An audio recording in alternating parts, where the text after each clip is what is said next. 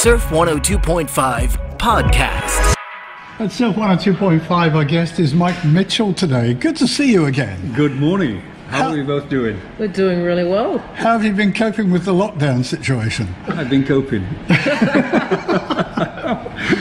What more can you say? I mean, I should have been out of here months ago. Yeah. But we were actually just due to leave when it broke. And to be honest, I mean, whether we're in Turkey or in UK or wherever, probably couldn't have been in a better place if you got to self-isolate. Yeah. Thailand's actually coped fairly well, actually, I think, isn't it, by and large? Yeah, they coped. And I mean, it's just the fact that, you know, in UK, where the weather would have been against us. Yes. In Turkey, the weather would have been against us. The lockdown would have been more, I'm not saying more severe, but at that time of the year, you're more restricted of what you can do regardless. Whereas here, you know, we're very, very lucky. We've got a beautiful location, beautiful beach. Right. I've not really noticed, apart from the lack of alcohol. It's rather funny because we ran out of alcohol, went to the tobacco to buy it. Yes. And they said, no cancel. We went, sorry? They stopped it that day. Yes. Really? It didn't have any left. Bad timing for you. Yeah, bad timing. Well, let's just start at the beginning because, you know, a lot of people might have seen you with us or heard your name, but few people know that you actually come from Scotland. I am from Scotland. In Scotland, you got the accent. From Aberdeen. And you occasionally wear the kilt as well, right? Which is I wear great. the kilt a lot. Yeah, I wore it, in fact, the last time I wore it was last week when a very dear friend of mine sadly died here. And I wore it to his funeral at the Bofi What? Yeah, but you haven't always been in movies, have you? You started off in the forces when you were very young and got into fitness and stuff like that. Yeah, so I mean, very quickly. Very quickly. The start, yeah. Complete rebel. Okay. My father was a professor and wanted me dearly to become an academic, and I just wanted to be an action man. So at 15 and a half, I just went and joined the forces and wanted to be a diver. Because I used to watch a thing called Primus in those days, which was all about a diver. So yes, I became a professional diver and then went on to specialise in small arms and explosives and everything. So I went into special forces on that side. Right, yeah. And was very fortunate to be one of the first to be involved in the offshore anti-terrorist squads. And of course, then eventually you come out and you think, well, what am I going to do? Well, they obviously taught you some survival skills, didn't they, while you were doing that? They teach you everything. I mean, Yeah. And the problem is, I guess that most of my friends went into security-related work. I couldn't hack that at all. No. So I was, again, incredibly lucky that it was the start of the oil industry in the North Sea, which was predominantly Americans. And so I came out and I went up into the North Sea and I went into diving and was a diver, then came up to supervisor, superintendent, project manager. And then I realised that all the representation from the oil companies was by Americans. And I went to who used to be my boss in the military and I said, how come it's only Americans run the North Sea? It's our North Sea, it's our backyard. We can't even work in America unless we got a green card. And he said, well, if you're so worried about it, form your own company. So I did. Yeah. Started my own company. And What was the company doing? the company was called Marriott Offshore Limited. Right. And what we did effectively is that we were all becoming older boys in the diving industry. So, you know, we were doing the come out the water and come onto the land. So we effectively set up to run the operation on behalf of the oil company. So we would advise the oil company because within the oil company didn't have specialist people in subsea engineering. So we were the specialists that looked at the diving vessel, the type of operation, how many divers you need.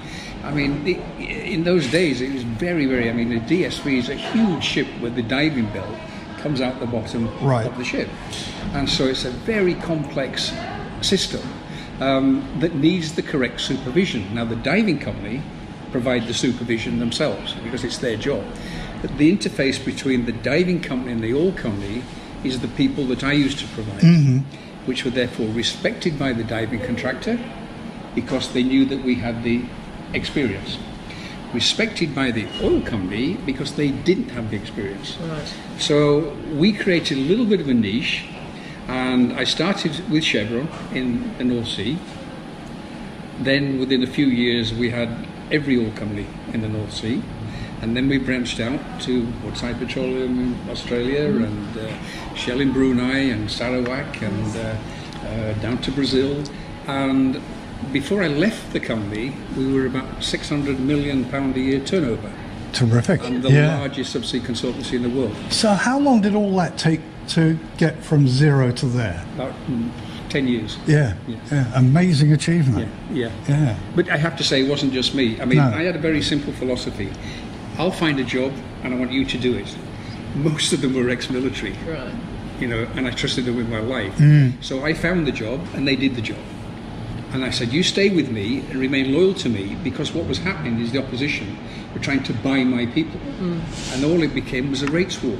Everybody was undercutting rates and trying to get cheaper and cheaper, and the guys were suffering. So because they were exclusive, Mr. BP would say, yes, but I want this guy. Well, it only works for me. No, Mike, I can get him cheaper through this other source. Well, you can't. So I know Mike Mitchell, the actor. So how did you transition from that to being acting? Right, okay, well, again, let's get it really brief, but I unfortunately got leukemia when I was just over 30. And I bought a farm. When I came out of the military, I bought a farm and I went into the oil industry thinking, well, if one doesn't survive, the other one will. And they both survived because I had money then surplus from the oil industry that I put into the farm. So the farm grew and the oil business grew, and they were up and up. But once I got leukemia, I'm sure you know, the problem with leukemia is that you don't have an immune system. And the worst place to be is on a farm. Yeah. It broke my heart to have to sell the farm. But I sold the farm, and of course I was sat with quite a lot of capital, which my accountant said, you've got to do something with this, you've got to pay the tax man. And so I put it in a gym. And I bought a fitness centre in Aberdeen. And I started to train and compete, etc., etc.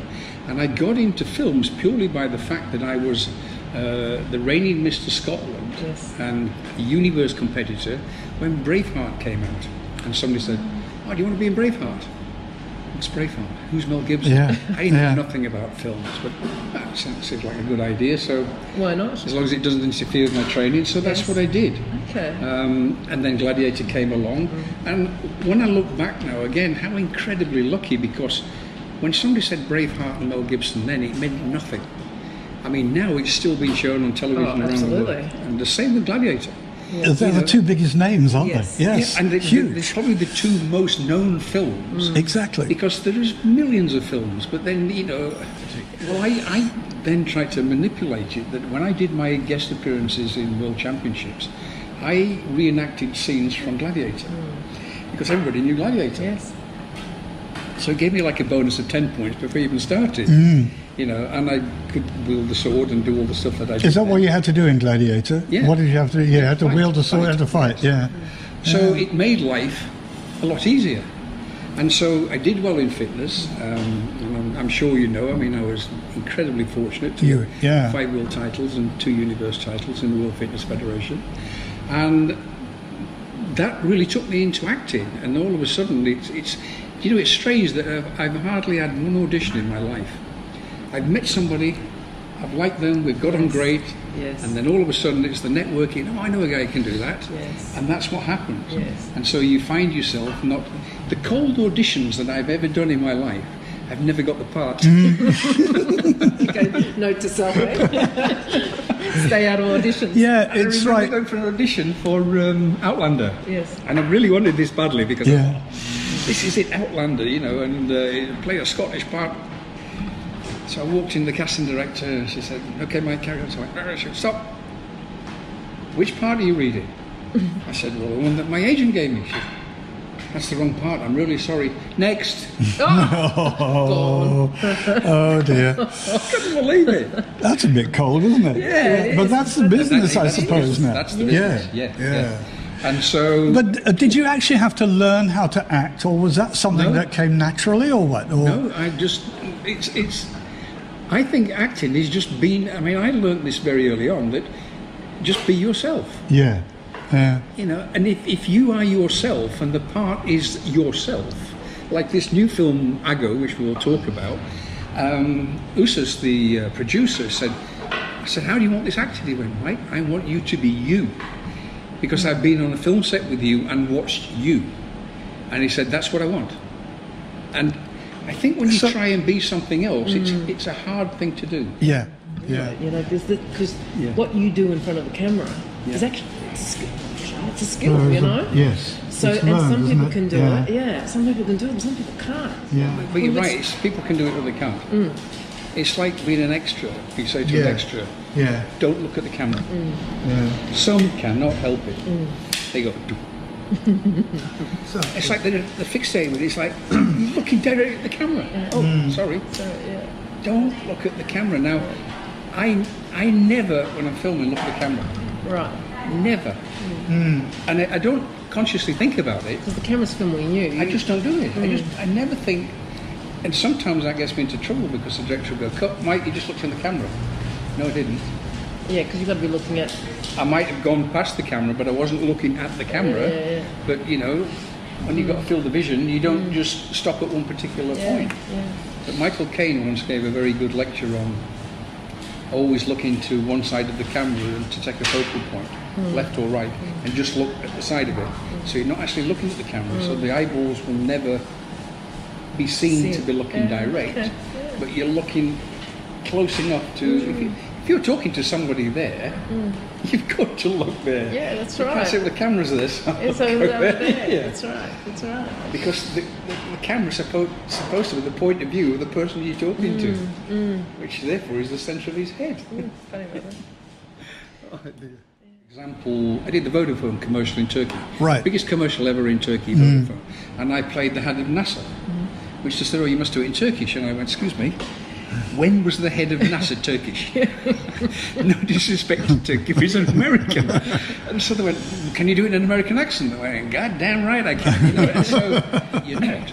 So you've really moved into a life where you can just move from one place to another, from one movie to another, just playing yourself, being yourself, and dressing up and having a good time. Well, Is this right? I mean, is this what it's about? Red carpets. Well, like Sam, I like a little boy in a toy shop. Yeah, exactly. I get run out with guns and bows and arrows and swords, and, you know.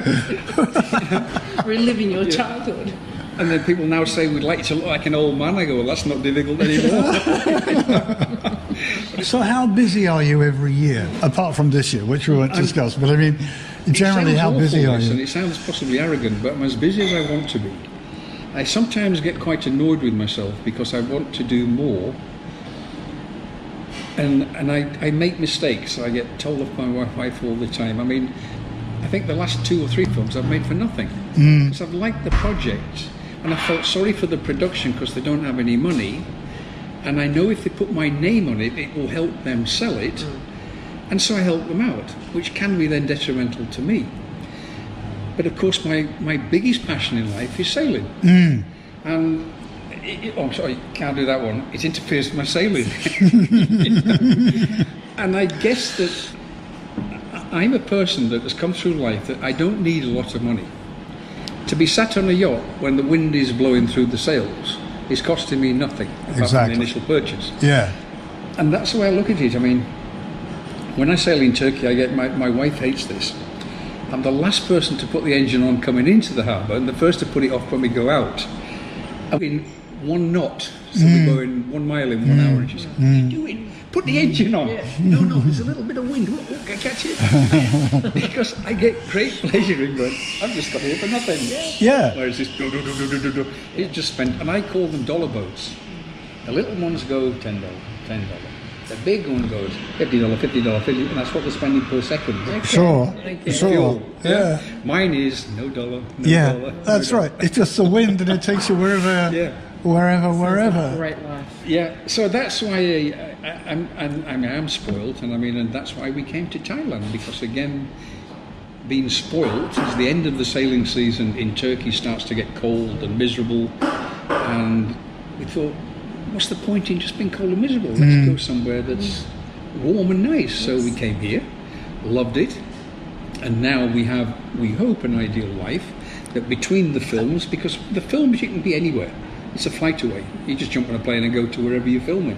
So now it's a case of really spend the summer sailing in Turkey and the winter in Thailand.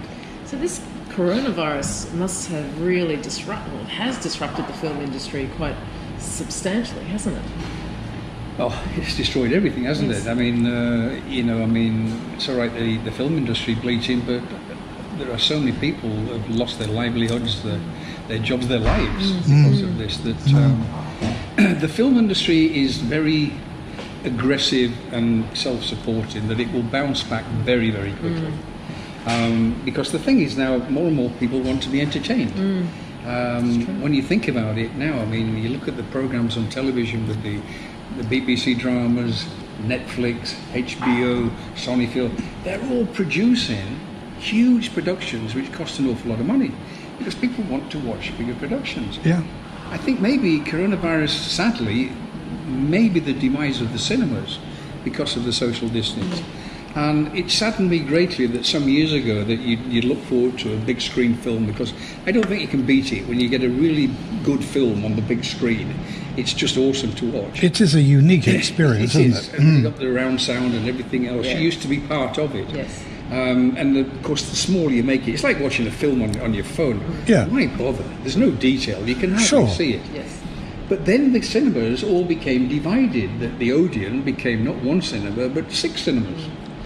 And so all of a sudden, there's 6 small screens with a couple of dozen seats, and it was just one step better than a home cinema. And that sort of lost it a little bit for me. So I guess the introduction of the 50, the 60-inch screens, home screens in your house, kind of was the compromise of thinking, well, if I'm going to watch a movie, put it on the big screen. Yeah. These have become so affordable now to your average person that most families have a big screen. Absolutely.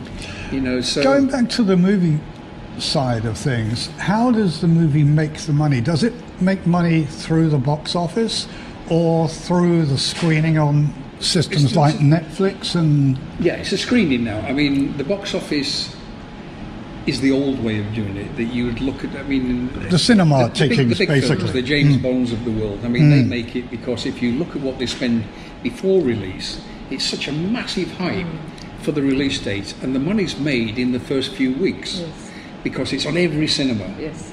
But that's dangerous because every cinema costs them money. Yeah. And if they don't make their money back, so, I mean, they will make loss leaders in certain cinemas, just won't have the bums on seats. Right. But they make a massive, it'll say the first weekend, $200 million was made in the first. So it's changing, and I think this is it. There's an evolution going on now in the entertainment business in general. A good example, I have a really dear friend in Turkey that I've worked for on a film. He does outdoor screens. Right, okay. Now he must be making a fortune right now. The outdoor drive-up screen. Yeah, which was just... Like the drive-in. The drive-in. I mean, to have mobile drive-ins for movies would be just the thing that's needed right now, isn't it? Yeah. Football grounds. Yeah. Car parks. Right. They're everywhere. Yeah. Unused. O2 in UK. Yeah. Massive car park. Unused. Big screen. Yeah, so again, that's evolving now into a different type of entertainment. Yeah. And so... the technology is always on the move. You're absolutely right. Yeah. But as an actor, how are things changing for you in terms of technology? Are you? No. Let me clarify that question a bit because it was a bit grey.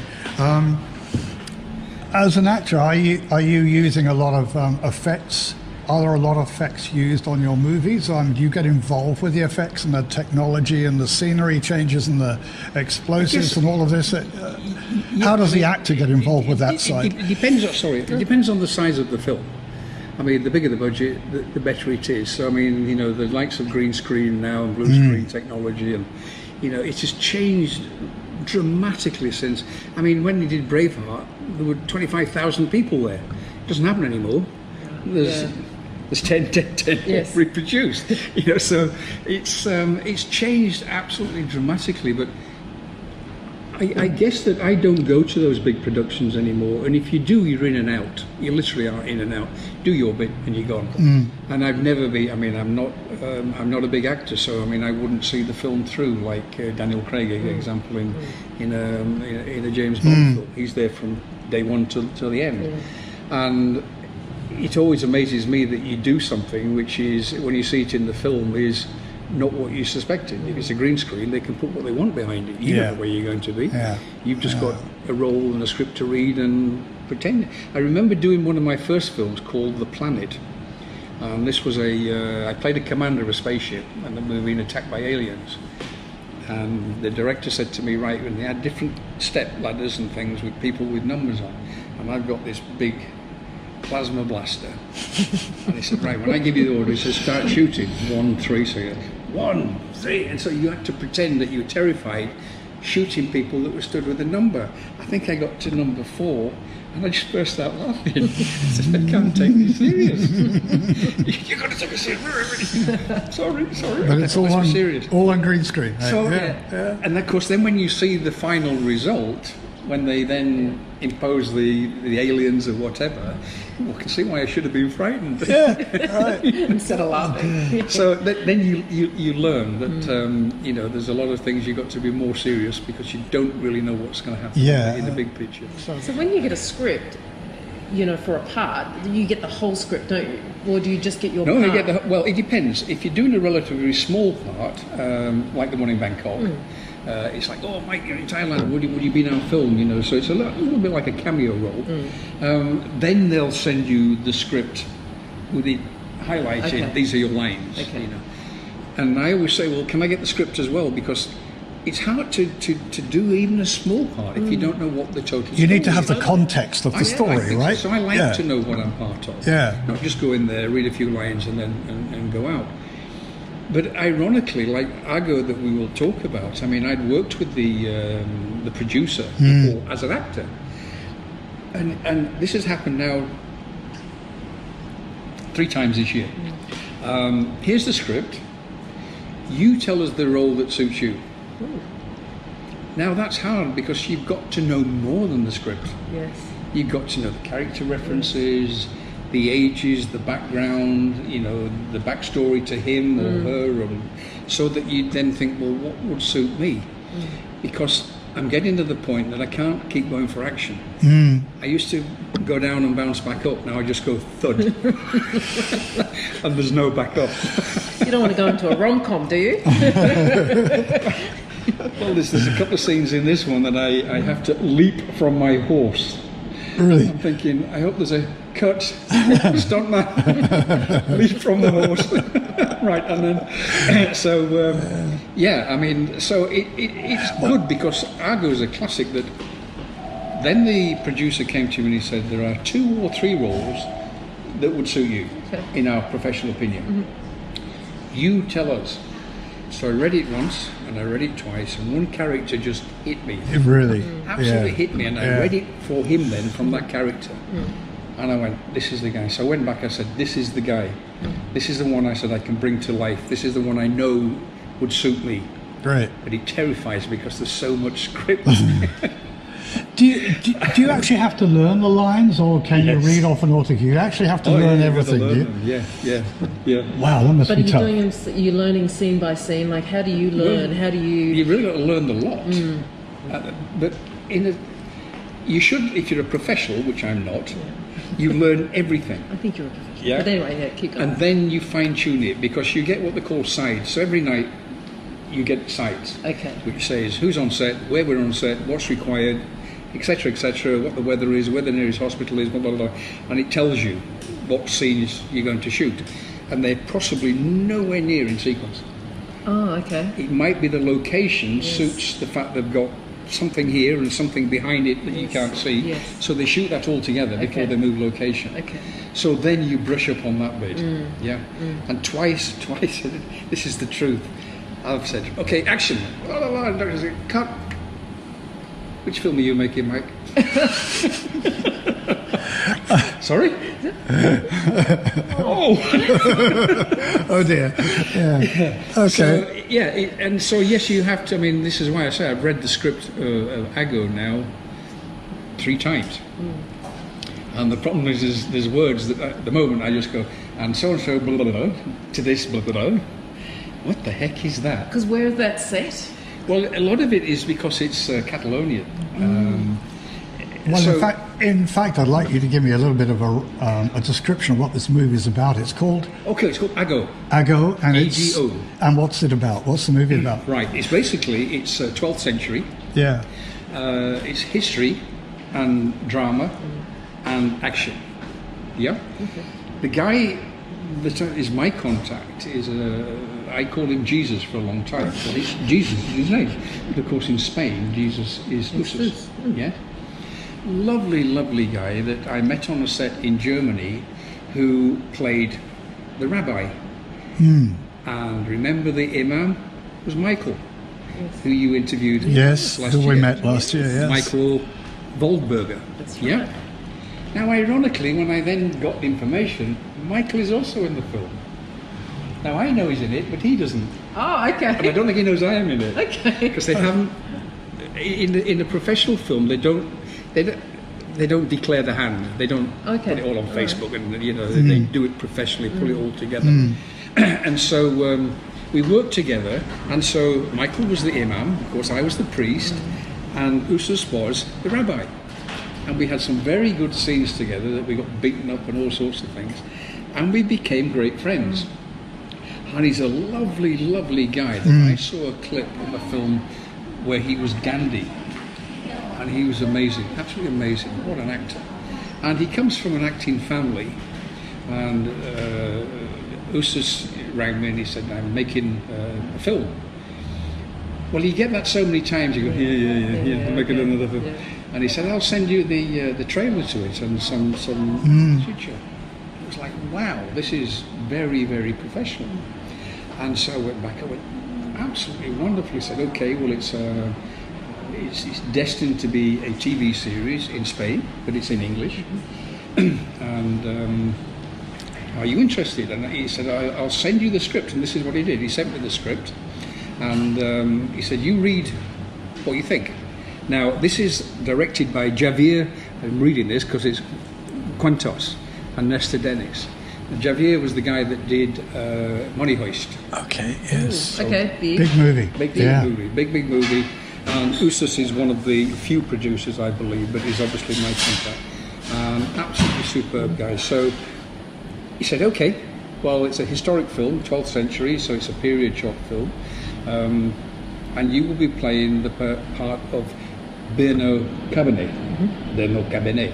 And this is an old soldier, been around a long time, been in many wars, many battles, and he's very good friends with Peter II, King Peter II. And this is all, I believe, the true history of the situation in Spain.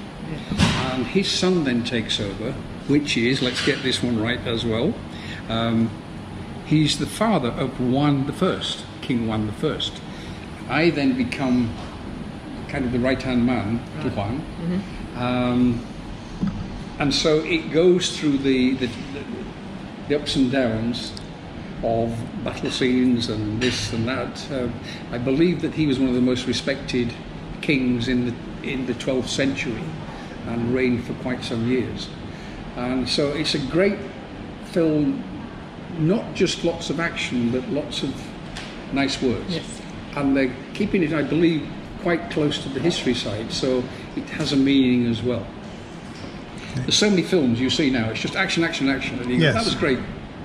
But what was it all about? But this has a real story to it, you're saying? This is a real story. Yes, yeah. Because sometimes the storyline is often a little bit weak, isn't it, in some movies? Well, this one is like, wow, it's impressed me. Yeah. And as I say, with two directors like that, I mean, amazing directors. It would be an absolute privilege to work with people like that. So you're obviously studying the script right now. What's the next stage of the process? Well, it was due to kick off in May. That's gone, obviously. Yeah. I believe from Usus that they've changed the locations now because it's going to be easier to film somewhere different to the original fort. And I think it's going to be literally, we're ready to go when all this is calmed down and people can fly. So we're and like there's no restrictions. October, November, are you saying? It could be. I don't know because, I mean, I try not to bother him. I mean, I really want to be on the phone every day asking questions. I bet. But I realise, I mean, he's in negotiations with you know, the HBOs, the Netflix, etc., etc. So he's got, as a producer, he's got a huge job on his plate to make this work. Yeah. And so it's not fair, but he did say to me yesterday, when I pestered him, to say, how do I pronounce Cabernet? He went, and it is Cabernet. Cabernet. Just like the wine. Yeah, that's right. Exactly. And there you go. I love it because he's Spanish, and I like his accent because sometimes he'll say something like, "You're character," or character. Yes. Yeah. They're like that, aren't they? Yeah. Some people. It's terrific. Yeah. And he actually, when I told him that this is the part that I wanted, there was a silence, and he went, well, what about, and he gave another suggestion. I went, well, yes, but, and one of them was the Bishop of Barcelona. And I thought, I don't want to do another religious. I've done the imam, I've done the priest. Please give me a break, I'm going to be the bishop. So it was either Tarragona or Barcelona, one of them. And I read the script, and it was a very good script for that character. But this was me, you know. It was a war-weary old boy that's been there, done it, sick of fighting. And you just felt that was, and he went, the problem we have, mate, this is quite one of the major characters. And I know what he means, because everybody wants to see, you know, Stallone or Schwarzenegger or in the top roles, because that's what sells the film. The film may be absolutely terrible, but if they've got a big name in it, it's sells. So, but what's happening now, I think, is that when you look at a lot of the films on TV or Netflix now, half of them you'd never heard of. There's a new breed of actors coming through that people are saying, well, you know, this guy's a brilliant actor, let's just give him a chance. So there's a new breed, but because I'm not the new breed, I'm the dying breed, I'm the old boy trying to fit into it. But I found a niche, I guess, because I had a niche in the early days as an action man, because I was an action man. I did all my own stunts, I mean, I knew what I was doing. And it saddened me that as a professional diver, and I was also a professional horseman in my youth, competing, and I never got to use those skills, which really annoyed me. There would have been heaps of films that needed someone like you on a horse. Can I ride a horse? No, you can't ride a horse. You know. And I'd competed at top national level. And so it really sort of... And so all of a sudden, in my later years, they're going to go ride a horse. Good on you. Real one. Yeah. Not, great. And what worries me is you see it so many times in a film that an actor sits on a horse and then he moves off, he's going... I've got no idea. But you'll know how to do it. You'll be all right. The kiss of death. You know what happens? Horse moves and I fall off. Of course. No. Cut. Really? Like, you thought you were good. So this is like everything. I mean, there's sword fighting, there's action, there's good dialogue, good character. It's got everything that I like, and I'm cast for six in the series. So there's 6 different films, which I guess will take quite a while to film. You're itching to get on a plane. But just want to get on with it. Yeah, exactly. You know, the new yacht will then take a bit of a backdrop. Yes, you got a new boat, you were saying. Yeah, a new yacht. Yeah. New yacht, which is sat there waiting for me. That's in Turkey, is it? Turkey, yes. Okay. Yes. Well, it's another story, but I've sold the yacht and bought a yacht. But I can't sell the yacht because of all the technical paperwork. And the poor guy wants his yacht, and he's sat there with it, but can't sail. And I want to get the new one, but the owner is in Belgium, dealing through a Dutch company, and they can't get the paperwork either. Plus the fact it's in lockdown at the moment. Yeah, everything's locked down, so you just got to wait. So we're all going this way this time. Yeah. And then thrown into this, I've got 2 more films. One is called I'm reading this so I don't get it wrong. The Saga of Revna. A very good story written by Ali McClelland. And Ali, I've worked with in the past. He's a top stump guy and knows his stuff. He trains horses to die in films and things like that, to fight in films. So he knows his stuff, and he wrote this script. And it's basically it's the old folklore of legends in Viking days of demons that come back to haunt. And so that's a very much blood and guts film. Yeah. Yeah. And he's written a part just for me, Yes. as he put it, having worked with me, because he wants me to have the most horrific death. Thanks, Ali. Good on you, mate. He said, and then when we talk about the sequel, I went, no, that's great, you've just told me that you're going to kill me. Yeah, and then you want to come back again. Yeah, right. Oh well. So That's Ali's it. been frantically doing that, and another project that he's working on, which is a little bit hush-hush still, so I can't talk about that. But he's been working flat out. So, as we were saying, during this calm time, there's been lots going on. And I think that Ravna, I don't know, end of this year maybe. Okay.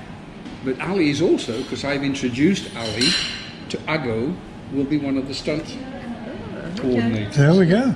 Yeah. Because of the amount of horses they're going to use. Yeah. I mean, he's got some beautiful horses of his own, but magnificent beasts. Terrific. Yeah. Big black beasts that really look the part. So this is what we said earlier on. It's like a family, you know. He speaks to him, and he speaks to him, and he brings him in, and we all help each other. But it all seems to take quite a long time. The whole process seems to take many months. You know, aside from the COVID situation, It does. just the process of Biggest problem finding is money. Yeah. That's the biggest problem. Yeah. Because you go from a concept, you then, ideally you look at characters and then you try and match it with people. Because that's most ideal when you can get the right person to play the role. And then it's into pre-production of looking at locations, looking at costumes, looking at actors, looking at this, and then comes the money, doing the budgets, when, where, how. And that in its own right, I mean, you think, right, I'd like that actor, but he's not available. Good example, we were looking at Russell Crowe to do something, because Russell is, I'm actually one of the executive producers in Ravna, Okay. as well as a really good friend of mine in Scotland, Chick Allen. He played the Germanian king in Gladiator, the one that held up the head. Yeah. Wow. He's still very big friends Yeah. with Russell Crowe. Yeah. So we just thought we'd just test the water and say, What about Russell it? Crowe in the film? And at that time when we approached him, I think he was busy for the next 5 or 6 years. Wow. Oh, So he was that's like completely 6 months. committed Yeah. for 5 or Yeah. 6 years. And that, you know, the top actors, that's what it's about. So For 6 years. if you then said, okay, we'll book it for 6 years, you've got 6 years to wait, and then something goes wrong, like COVID-19, Yeah. and you've lost it. Yes. You waited all that time for nothing, Yes. and then your investors have gone. Good example is the film that I'm producing in Turkey. Is one that I've now delayed. It was due to film in April this year, then in November this year. Yes, you're not acting, you're producer. I'm producing it. Yeah, Right. Yeah. Which is called Blood Curse, and it's a very ancient Turkish. Again, it's the mythology of what happens with ancient fishermen. Right. That's being great shot little down on script. the southwest coast, is that right? That's down right. there? Right, in A very Turkey. good friend of mine that I met on another film, Raza Malal, is directing and producing it from the UK. And all the council involved, everybody involved, all the money, and then bang, this has happened. Then one of my dear friends, who's one of the producers, has had a problem with his brain. He's had to go and have a brain operation. So I don't even want to dare go back and say, well, we're still okay for the money. Yeah. You know, No. I'm just praying that he'll come through this Yeah. and live. Yeah. And that's what happens, and all of a sudden it falls apart through no one's fault. And then, well, I wanted to use you. Well, I'm sorry now, I'm busy for the next 2 years. That's right. Yes. And it's the same Precarious, with Ramsey precarious in that respect. business, isn't it? Yeah. It is, it's so Yeah. difficult. Yeah. And it is feast or famine. Sure. You can sit there with nothing, Yeah. but, Wow. and then all of a sudden, it's, can you do this, can you do that? And apart from what I mentioned, there are other things like the End of Time by a director who's in LA at the moment, coming to Turkey. It's a Turkish film. That's very early days for me because I've only just been introduced to the project. But this is what's happening, and it's like, do I really have a lot on my plate? The answer is, until I'm on set, I have nothing. Yes. Yeah, I get it. Yes. Yeah. Because right until that point, I've actually mobilised, flown to a set, gone on set, in the hotel, met the other cast, of which I knew quite a few, woke up in the morning and the director said, we're going to film you. What? No, one of the producers has just pulled out, which is a whole bunch of money. Oh. what do we do? Yeah. And we all went home. So Wow. even at that point, it's not It's not not set in guaranteed it's stone. gonna happen. But Well- with these films like Aggo, I have a great confidence because I'm dealing with the guy that I know, and I have great respect for. I think that's the most important thing. So- And when I heard who the directors were, I've seen work by Nestor before, it's quality work. So Aggo's going to take about a year or so, isn't it, before it's more or less complete, would you think? Something like that? Or If you go, Richie, I don't know what they will do here because yeah. if there is 6 in the series, 6 Oh, yeah. episodes, Yeah. I don't know whether they'll film them all. Because when you look at Netflix, you will see The Lost Kingdom, a very dear friend of mine was in The Lost Kingdom, and he filmed one series, and that was it. It's a bit like a pilot. And then because of the viewing, they go, hey, yeah, we'll make another series. Oh, okay. And then they make another one. Yes. And then another one. Because they want to know they get a So all of a return. sudden you find that there are 5 or 6 seasons, of which there are 12 episodes within the season. Now I'm thinking that's a lot of script. Yeah. Yeah, exactly. Oh my gosh. Can I not have my tongue cut out in the second one? No, we want you back. So Okay. it's a little bit of the unknown, and of course they can pull the plug after the first episode. That's the name of the business. That's just the precarious nature of it Yeah, all, isn't it? yeah. Yeah. Well, I think it's been really great chatting, Amazing isn't it? chatting with you today. You got anything else, Lee? No, look, I just love talking with you, Mike. You're so Yeah. passionate about what you Yeah. do, whether you're here in Hua Hin, just, enjoying the Yeah. lifestyle, to your films. And that's one thing to- I'd like to say to you guys is that I would like to do more in Hawaii. Yeah. Yeah. I mean, I know in different parts it sounds awful, but like in Turkey I'm a celebrity and I do all sorts of things. But I would like to give my time for charity type things. Not because I want a name here, because that can have a downside that all of a sudden you don't have a life. But I don't like sitting doing nothing. I need to be doing something. It's a difficult thing when you hear that what you do, how do you not offend, etc., etc. And so we have kept very much to ourselves with a very small, I mean, sadly, as I say, that's in 2 years we've been here, 2 really good friends have both died, and it's like, oh, horrible. So I need to get out and about more and meet more people that I can do some good, because I think that when people realise you've been in Gladiator and Braveheart, it's like, really? Oh, wow, well, can you do this, or can you do that?